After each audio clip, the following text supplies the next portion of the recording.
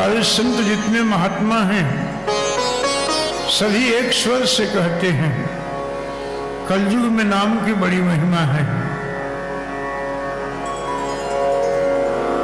सतयुग में लोग ध्यान करते थे, त्रेता में बड़े बड़े यज्ञ करते थे, द्वापर में पूजा की महिमा था, कलयुग में नाम संकीर्तन की महिमा है। अच्छा, सतयुग के प्राणी 1,00,000 वर्ष तक जिंदा रहते थे, 100,000 years, 1,00,000 वर्ष तक जिंदा रहते थे और एक आसन से बैठ करके भगवान का ध्यान करते थे। ध्यान के माध्यम से भगवान को प्राप्त करते थे। सतयुग में अपने घरों में लोग ताला नहीं लगाते थे। आज जैसी हमारी इंद्रियों में हलचल है, ऐसे सतयुग के प्राणियों का नहीं था। मन बड़ा स्थिर था, इंद्रियां अपने बस में थी। उसके बाद एक युग आया त्रेता। त्रेता में बड़े बड़े यज्ञ के माध्यम से भगवान को प्राप्त किया लोगों ने, और त्रेता के प्राणी को जीने की जो अवधि थी वो 10,000 वर्ष। उसके बाद एक युग आया नीचे द्वापर। द्वापर में पूजा के माध्यम से भगवान को प्राप्त करते थे लोग, और द्वापर के प्राणी को जीने की जो अवधि थी वो 1,000 वर्ष। उसके बाद एक युग आया नीचे कलियुग, जिसमें अभी हम लोग हैं। कलयुग में केवल 100 साल मिला है।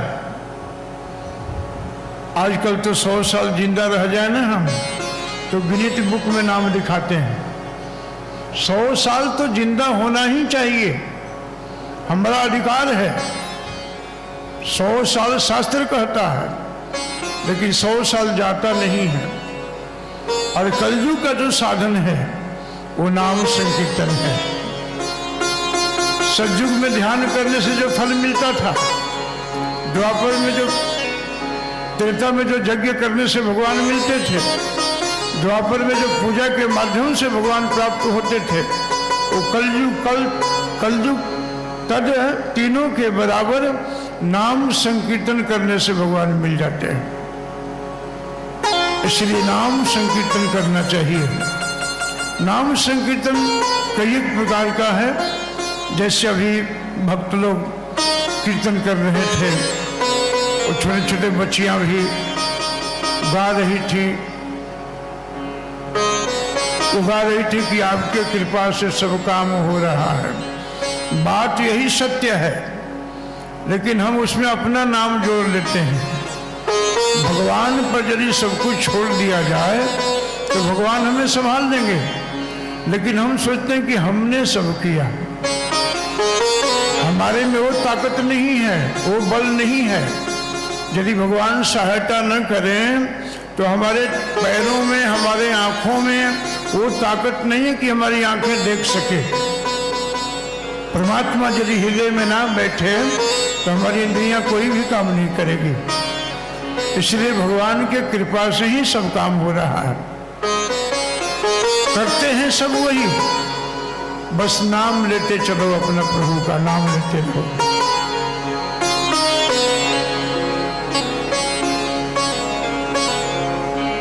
हरे कृष्ण हरे कृष्ण कृष्ण कृष्ण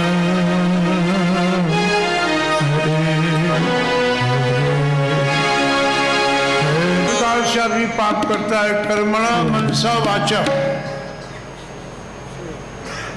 बेटा, कीर्तन कराने से तीनों प्रकार के पाप नष्ट हो जाता है, निकल के चला जाता है। तो बोले कि पाप निकल के फिर कहाँ जाता है? तो गुरु जी ने कहा कि जो कीर्तन में बैठ के कीर्तन करता है उसका पाप निकल करके जो कीर्तन नहीं करता उसके मूड में समा जाता है। दूसरे के पाप क्यों लेंगे? आप सभी गाओ, सभी गाओ, मौका पड़े तो नाचो साथ में, आगे जगह खाली है। हमारे वृंदावन से भक्त आए हुए हैं सब, उन भक्तों का स्वागत है सब। तो आप लोग गाइए साथ में हमारे, थोड़ा और कीर्तन करते हैं।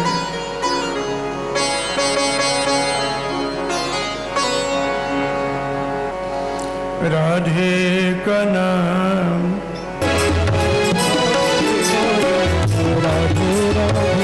पवित्र स्थान में हम सब बैठे हैं हरिद्वार में।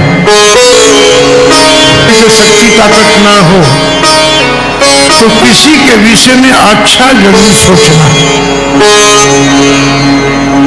दान नहीं कर सकते हो कोई बात नहीं,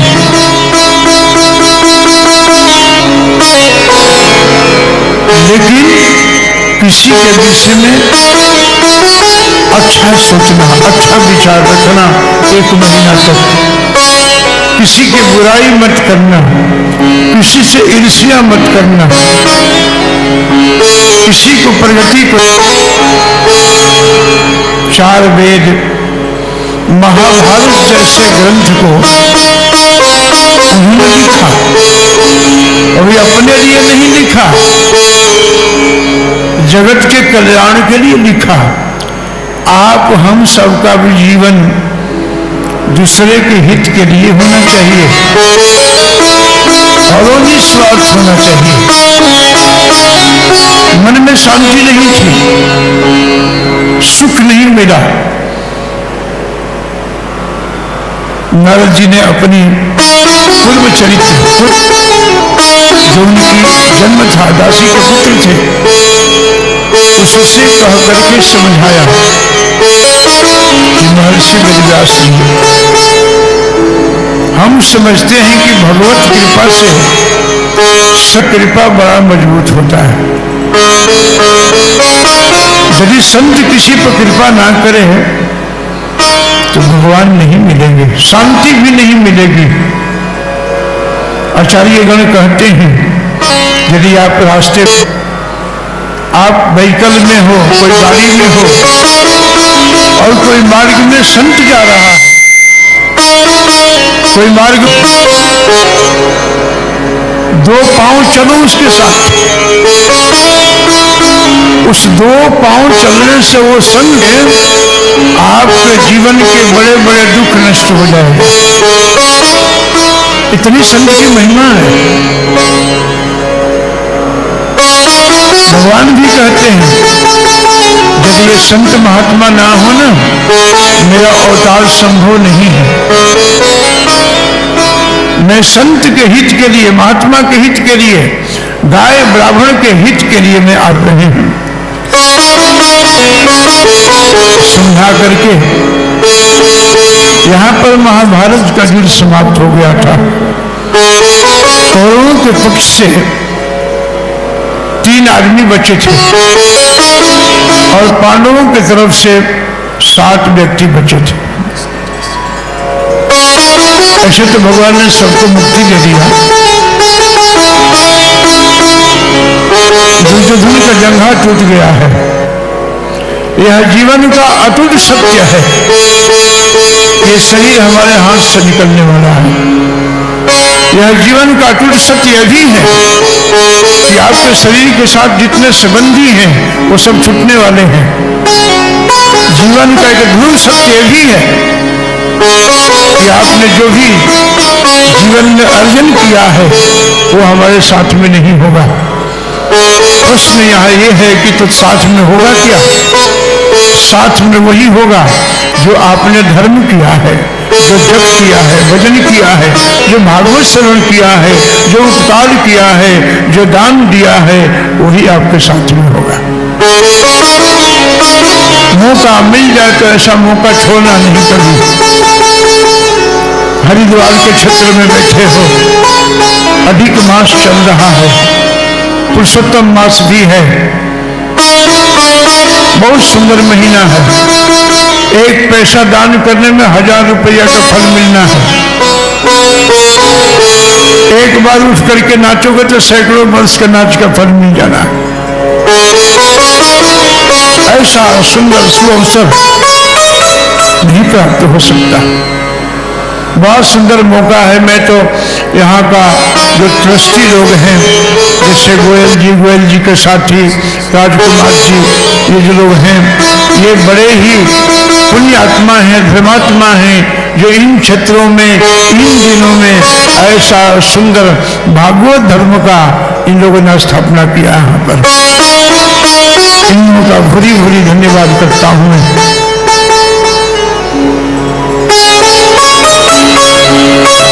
दुर्योधन का जंघा टूट गया है। इधर से ब्रह्मा जी, कृपाचार्य और अश्वत्थामा थे। अपने स्वामी को दुख को देकर के बड़ा कष्ट हुआ अश्वत्थामा को। दुर्योधन अपनी सहायता स्वयं कर रहा है। जंघा टूटा है, विषक जानवर चारों तरफ से। जो शरीर था, जो शरीर हाथ में गदा लेने के बाद बड़े बड़े वीरों का गदा कंधे से सरक जाता था, वही शरीर आज रणभूमि में अकेले पड़ा हुआ है। किसी के साथ भी ऐसा घटना घट सकता है।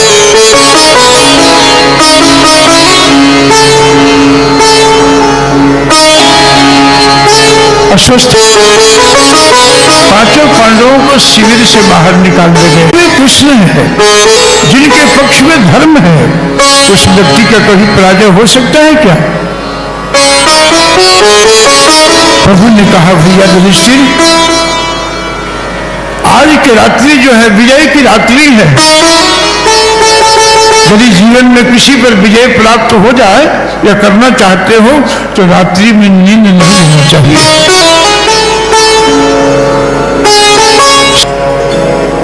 ध्यान से सुनना आप लोग, कुर्सी में सीधा बैठिए।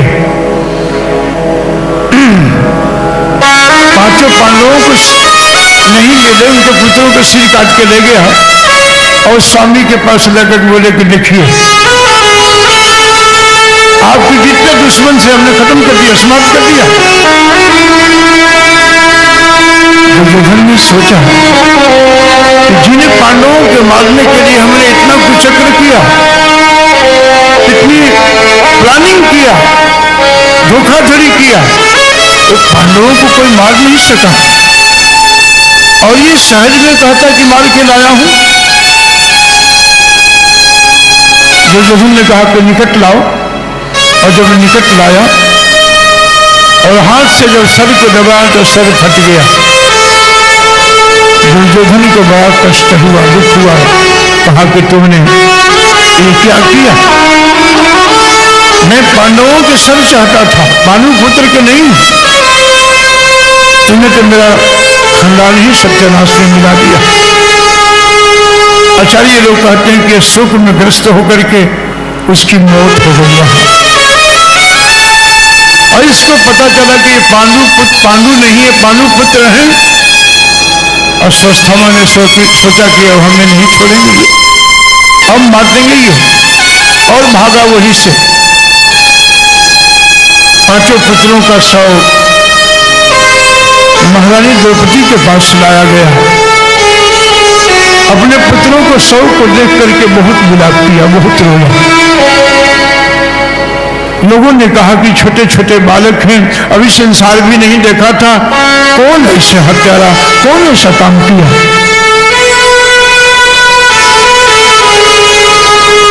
यहाँ अर्जुन ने संकल्प ले लिया, भगवान साक्षी हैं। आप जानते हैं ना, महाभारत के युद्ध से पहले दुर्योधन भी भगवान से सहायता मांगने गए और अर्जुन भी सहायता मांगने गए। दुर्योधन 4 अक्षौणी लड़ाई सेना लेकर के लौट गए और अर्जुन से पूछा कि प्रभु तुम्हें क्या चाहिए? बोले कि प्रभु मुझे तो आप चाहिए। एकांत पा करके प्रभु ने पूछा, अर्जुन तुम्हें तो युद्ध करना था, तुमने हमें क्यों चुनाव किया? तुम्हें तो सेना चाहिए था ना। बोले कि नहीं प्रभु, मैं युद्ध की कला जानता हूं, मैं महारथी हूं, मुझे एक सारथी चाहिए था, ड्राइवर। जिसके हाथों में बैकडोर दे करके मैं निश्चिंत होकर के युद्ध करूं।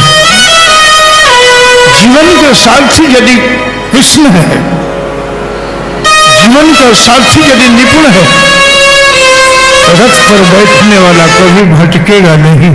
इसलिए बार बार आप लोगों को इसी बात में मैं ले जा रहा हूं कि अपने जीवन का जो शेष भाग बचा है वो भगवान के साथ जोड़ो, उसको भगवान के साथ जोड़िए, भगवान के साथ रहिए। साथी ही प्रभु अर्जुन ने साथी बना करके आगे आगे अश्वत्थामा, पीछे से अर्जुन, और अर्जुन ने बड़ी कुशलता के साथ उसके रथ पर चढ़ करके और उसको बंदी बना दिया। बंदी बनाने के बाद रथ में बांध दिया और द्रौपदी जब विलाप कर रही थी वहां ला करके डंडे के भांति गिरा दिया। कृष्ण, द्रौपदी का एक नाम कृष्णा भी है। कृष्णा, ये तुम्हारा अपराधी है। महारानी द्रौपदी ने अपने नेत्र को खोल करके देखा, ये तो गुरु पुत्र है, ये तो गुरु का पुत्र है, ये वध के योग नहीं है। 5-5 पुत्रों का 100 पड़ा हुआ है। आप थोड़ा सोचो, माताओं का हृदय को देखो, माता के हृदय का दर्शन करो। 5-5 पुत्रों का 100 पड़ा हुआ है। अपराधी गुरुपुत्र अश्वत्थामा है। और द्रौपदी ने कह दिया, ये क्या? बोले यही अपराधी है। और महारानी द्रौपदी ने कहा, जानते हो कौन है? मुच्यताम मुच्यताम तेषाम, इसको जल्दी बंधन से मुक्त करो, जल्दी बंधन से मुक्त करो। आप जानते हो ब्राह्मणों नितराम गुरु, ब्राह्मण समाज का गुरु है, इसको जल्दी मुक्त कीजिए। अश्वत्थामा थर थर कांप रहा है। महारानी द्रौपदी ने मुक्त कर दिया। दया के जैसा कोई धर्म नहीं है। यदि कोई आपके जीवन में अपराध किया है, कोई पाप किया है और आप धार्मिक हैं, तो आपको उसको क्षमा मांगने से पहले क्षमा कर दो, उसको क्षमा कर दो। क्षमा मांगने से पहले क्षमा कर दो, उसको लज्जित न होना पड़े। पांचों पांडव भी हैं, कृष्ण भी हैं। अश्वत्थामा का शरीर बंधा हुआ कांप रहा है। सबने महाराज युधिष्ठिर को देखा, महाराज युधिष्ठिर ने कृष्ण को देखा। लाला कन्हैया,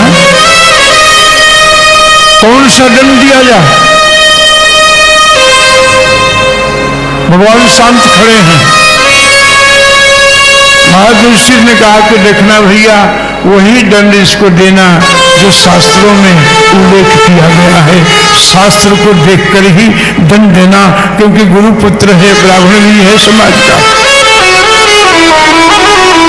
हमारे आपके जीवन में कोई ऐसा पाप कर दे, ऐसा हम सोचेंगे? हर समय हर क्षण हमें शास्त्र का दर्शन करना चाहिए। शास्त्रों ने बड़े बड़े लोगों के साथ दर्शन किया है। यदि किसी को कोई दंडित भी करना है, क्षमा भी करना है, तो शास्त्र को ऊंचा उठ करके देखिए, शास्त्रों ने बहुत लोगों को क्षमा कर दिया है।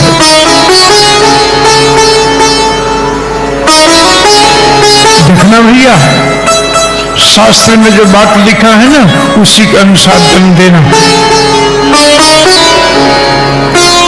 हमारा कन्हैया कृष्ण नीचे सर करके खड़े हैं। भगवान ने सोचा हमसे कोई पूछेगा तो बता देंगे। नकुल सहदेव कहते कि इसको मार देना चाहिए। भीम कहते हैं कि अर्जुन छोड़ देगा तो हम मार देंगे इसको। द्रौपदी कहती है कि बंधन से मुक्त कर दो। आप जानते हो इसके पिता के, आपके गुरु के कृपा से आपने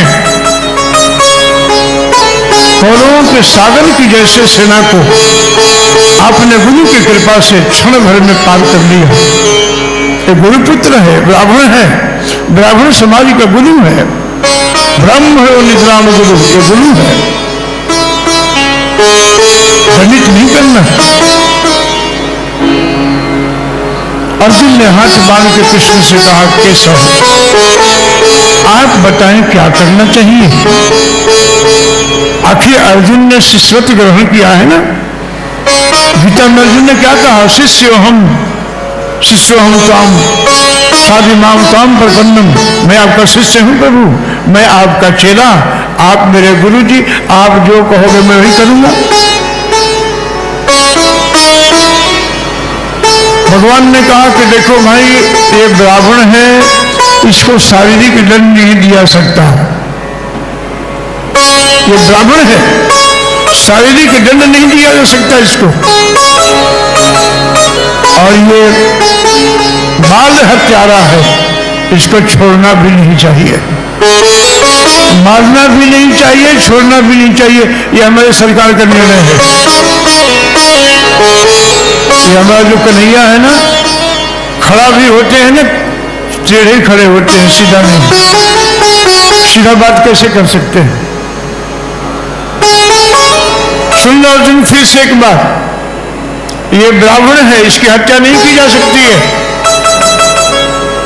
लेकिन बाल हत्यारा, इसको छोड़ना भी नहीं चाहिए।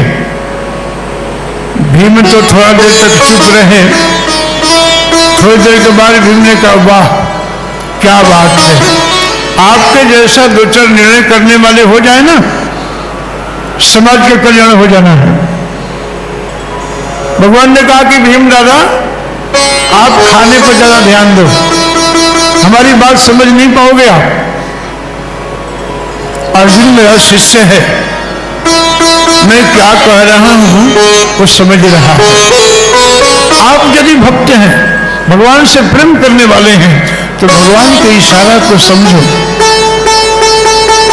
भगवान क्या कहना चाहते हैं जीव से, उनका मंतव्य जो है, उनका जो विचार है, भगवत गीता में, भागवत में, चैतन्य चरितामृत में, उपनिषदों में अपने विचार को प्रभु ने प्रकट किया है। आप उसको समझो।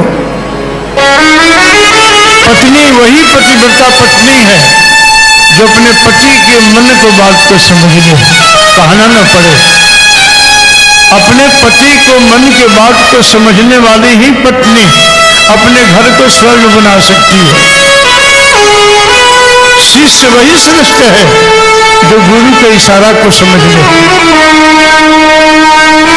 वर्णन करते हैं शास्त्र में।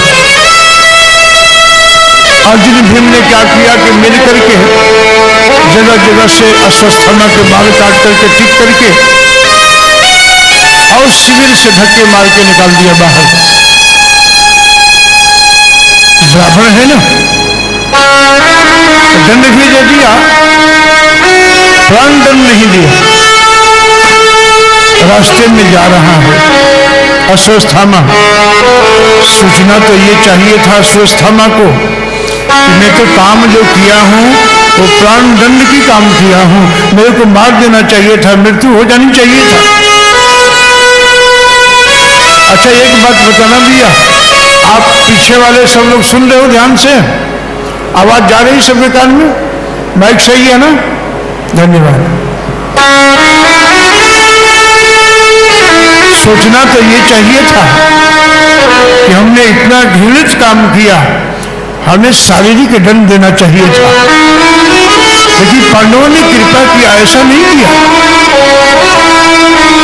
जीवन दान दे दिया। लेकिन अश्वत्थामा ने ऐसा सोचा नहीं। अश्वत्थामा शिविर से बाहर अपमानित करके निकालने के बाद ऐसे सोच रहे हैं। आप पार्लियामेंट में जो मीटिंग होती है आपने देखा है, कैसे लड़ते हैं उसमें, जिसको आप वोट दे करके जिता करके पार्लियामेंट में ढूंढते हो, वहां कैसी लड़ाई होती है, कुत्ते बिल्ली के जैसे लड़ते हैं उसमें, और लड़ते लड़ते बाहर आ गए, आके गले मिल गए। वहां लड़ाई हो रही थी, वहां गले मिले। शर्म नाम का तो कोई चीज ही नहीं है समाज में। सोचना ऐसा चाहिए था सोचता को, ऐसा नहीं सोचा। अब कौन कुल में है, 5 पांडवों के पुत्र से मार दिया। सोचने लगा, सोचता है, कहता है कि अच्छा हाँ, मैं सुना था कि युद्ध के समय उत्तरा गर्भवती थी, बालक गर्भ में बड़ा हो गया होगा, ब्राह्मण था, अस्त्र शस्त्र का दुरुपयोग किया, मार्ग में चलते चलते चलते चलते उसने अस्त्र छोड़ दिया, ब्रह्मास्त्र का प्रयोग कर दिया। उत्तरा अपने घर में थी और ब्रह्मास्त्र गया और उनके पेट में दर्द उठा।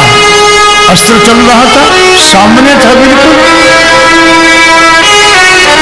उस समय भगवान द्वारका जाने की तैयारी कर रहे थे। गंतुम कृतमति ब्रह्मन द्वारका रथ आश्रिता उपदेधि भी धावंती उत्तरा भय विह्वला।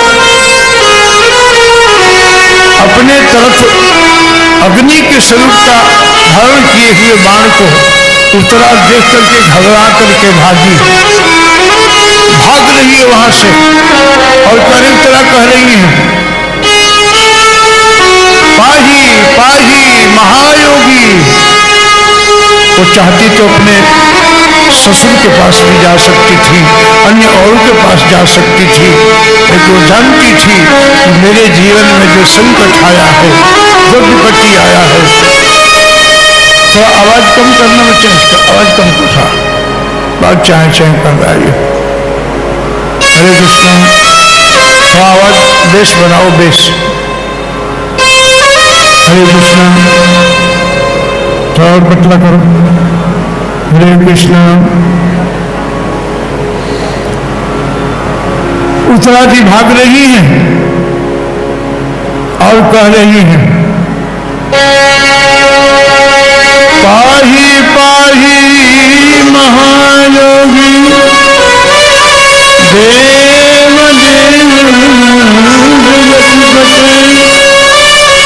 नान्यम तद्य भयं तस्य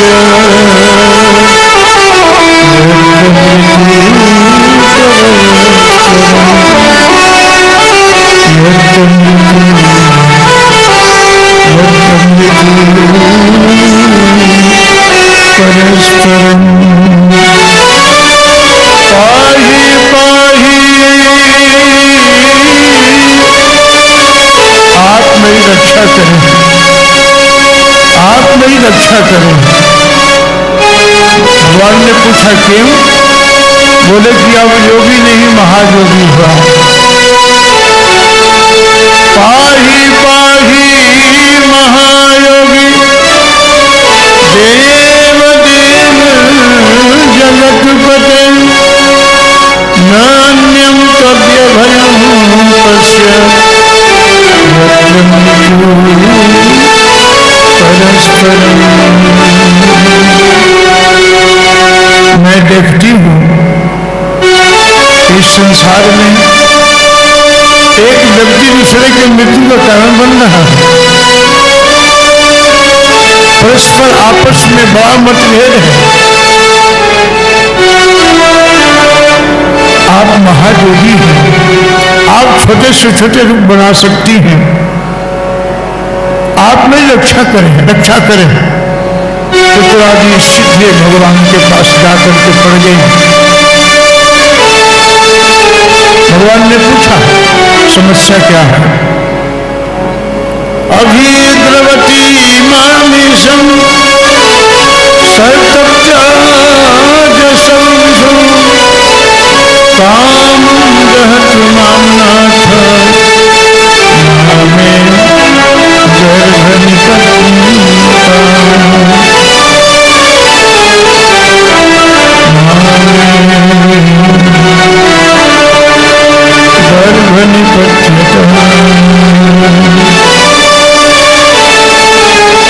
लोहे के ऐसा बाण मेरे गर्भ को नष्ट करने आ रहा है। अग्नि का स्वरूप धारण किया है। अब ये गर्भवती मांस सर मने बाण। प्रभु मैं ये नहीं कहती हूं कि मेरी रक्षा करो, मेरी तो बस इतनी प्रार्थना है कि कामम दहत मामनाथ, चाहे वह बाण मुझे जला दे, मेरे शरीर को नष्ट कर दे, लेकिन सरकार मेरे गर्भ को नष्ट न करे, मेरे बालक को हानि न पहुंचाए, ऐसी कृपा कीजिए। और भगवान तत्काल समझ गए उत्तरा की समस्या को, और भगवान बाह्य रूप से उत्तरा के समक्ष खड़े हैं और अंदर से परमात्मा जाकर के उसके गर्भ की रक्षा कर रहा है। ये भगवान की भगवता है। इसीलिए हम कहते हैं कि प्रभु के शरण में जाओ। वही एक ऐसा शरण है, वही ऐसा एक स्थान है जहां जाने के बाद आप सारी चिंता से मुक्त हो जाओगे। शरणागति लो, समर्पण हो जाओ, जीवन को सरल बनाओ, जीवन को दर्शनमय बनाओ, जीवन को प्रदर्शन ना करो। आज प्रदर्शन ज्यादा है, दर्शन बहुत कम है, दिखावा बहुत ज्यादा है। छोटे छोटे भी काम करते हैं ना, मोबाइल में करके यूट्यूब में भेज देते हैं, ये प्रदर्शन है। जीवन में दर्शन रखो, अभ्यास करो भक्ति का। हमारे प्रभु अंदर में जाकर के गर्भस्थ शिशु की रक्षा कर रहा है। 88,000 ऋषि लोग बैठे हैं, शुद्ध ये कथा बता रहे थे। बालक की रक्षा कर दिया, बाहर से पूछा, अच्छा बेटी उत्तरा अब ठीक हो ना, अब कोई दिक्कत तो नहीं है? बोले कि नहीं, अब अच्छा महसूस कर रही हूं, अब शांति मिल रहा है। महादेव कन्हैया ऐसी तुम्हारी अद्भुत लीला भक्तों के सामने नहीं चलता है। अंदर से भगवान खड़े होकर के चक्र सुदर्शन लेकर के बाण से रक्षा कर दिया, और बाहर से पूछ रहे बेटी ठीक हो ना? प्रभु ने रक्षा कर दिया, और रक्षा करने के बाद सारे ऋषि जितने बैठे थे सभी ऋषि कहते हैं आश्चर्य है, आश्चर्य है, आश्चर्य है। शिव जी ने कहा भी क्या? बोले कि प्रभु ने गर्भ में उस बालक की रक्षा कर दी, आश्चर्य है। शिव जी ने कहा कि नहीं नहीं, आश्चर्य ये नहीं है। बोले क्या है? आश्चर्य तो ये है कि बालक का जन्म बाद में हुआ और दर्शन प्रभु का पहले हो गया। ये अब बजा दो, बजाना है तो धीरे धीरे क्यों बजा रहे हो? शर्मा के बजा रहे हो तो सुनते सुनते हो तो थोड़ा बजा लो, नहीं बजाना हो तो ध्यान से सुनो, बजाओ। आश्चर्य क्या है? बालक को भगवान ने गर्भ में जाकर रक्षा कर दिया, ये आश्चर्य नहीं है। आश्चर्य ये है कि बालक संसार में बाद में आया और भगवान का दर्शन पहले हुआ। यह सच की बात है। भगवान के साथ जुड़ोगे, भगवान के साथ लगोगे, आपका हर काम सहज हो जाएगा, सरल हो जाएगा, बड़ी सुगमता से पार हो जाओगे, बहुत देर नहीं होगा। महारानी कुंती जी वहां बैठी हैं, देख रही थी। कुंती जी ने कहा कि बाप रे बाप, इस कन्हैया ने कौन कौन सा विपत्ति महाभारत के युद्ध में रक्षा किया होगा,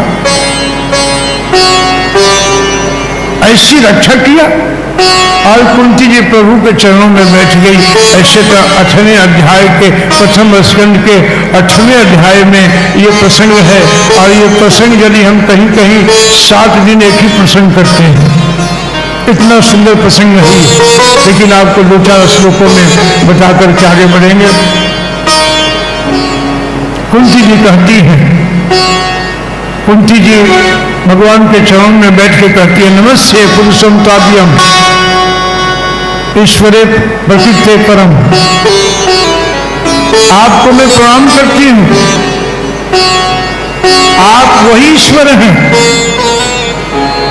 वो समुद्र मंथन में कुर्म का रूप धारण किया। आप वही वामन हैं जो 3 पग में पृथ्वी को नाप लिया था।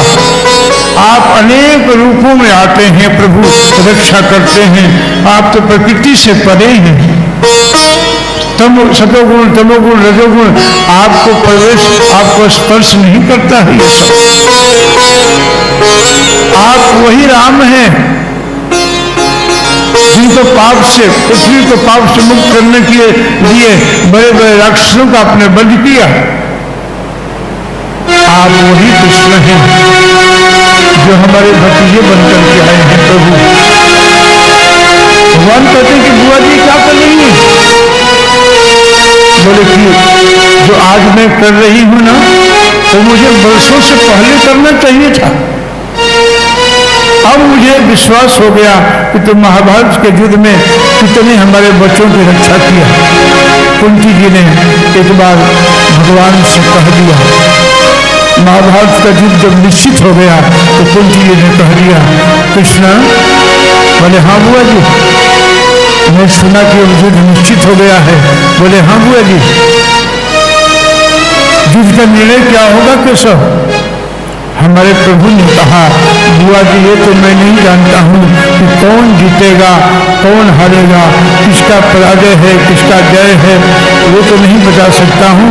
मैं इतना गारंटी दे सकता हूँ कि तुम्हारे 5 पुत्रों को बचा करके तुम्हारे झोली में डाल दूंगा। इतनी बड़ी गारंटी परमात्मा ने दिया। क्यों?